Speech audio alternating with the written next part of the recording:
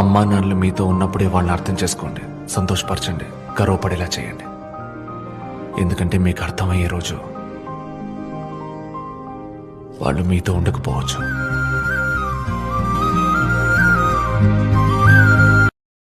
దయచేసి ఎవ్వరూ ఇకపైనా అమ్మ నాన్నల్ని ఒంటరిగా వదిలేయకండి.